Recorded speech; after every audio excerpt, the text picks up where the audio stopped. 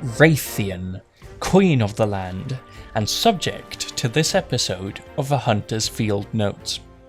She's an absolutely iconic creature within the Monster Hunter series, and she's been present since the very beginning of the series, back in 2004. Hopefully, she will be around till the very end as well. Physically, Rathian is deceptively simple, differing very little from the base description of a wyvern, which, for the uninitiated, is a reptile which possesses 2 wings and 2 legs, unlike dragons who possess 4 legs, which is why they're also known as, quote, bipedal dragons. Now, with that out of the way, let's get into how Rathian does differ from the common wyvern frame. This would be primarily, if not exclusively, with her tail, being considerably larger and thicker than that of most wyverns.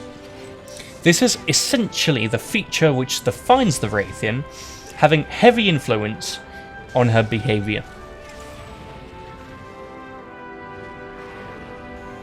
This tail possesses very large spikes, all infused with heavy toxins, which, as the carnivore that she is, are used to take down her prey and potentially attempt to fend off larger creatures, though its effectiveness against certain creatures and stronger targets specifically is quite limited. This is due to the implementation of her poison. This toxin acts relatively slowly, even on smaller targets such as hunters, so it acts over time, unlike the toxins used by some other creatures. This keeps the Rathian from being that big of a threat, although this still remains effective over longer periods of time, slowly but surely chipping away at its victims, keeping up the pressure throughout the fight, and in turn making her targets more prone to make mistakes and gravitate towards an impulsive behaviour. If you're familiar with the series, you may be thinking about the relationship that the Rathian has with the Rathalos, which in fact are the same species. They're just 2 sides of the sexual dimorphism within the Rath species, Rathian being the female. Rathalos is also known as the King of the Sky, in a similar fashion to Rathian's nickname. I'll touch upon why Rathalos is the King of the Sky in a following video, but for now, I want to talk about the reason why Rathian is the Queen of the Land and not the Sky. And you'll come to find that this is entirely because of her tail.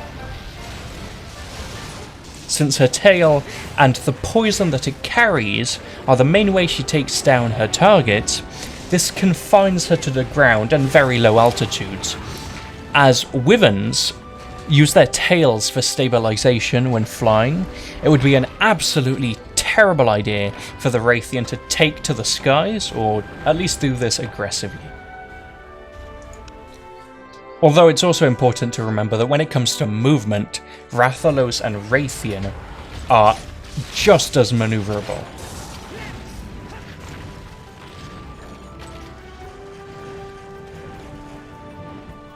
I've always thought there's something quite enchanting about the Rathian. Her design is simplistic, but quite beautiful. And I think she's a very good example of a very solid, well-built creature. That would be the end of this episode of A Hunter's Field Notes. There will, as always, be more coming. Quite possibly the next one could be about the Rathalos, and if you enjoyed this, please go ahead, leave a like, comment and subscribe if you haven't already. Have a good day.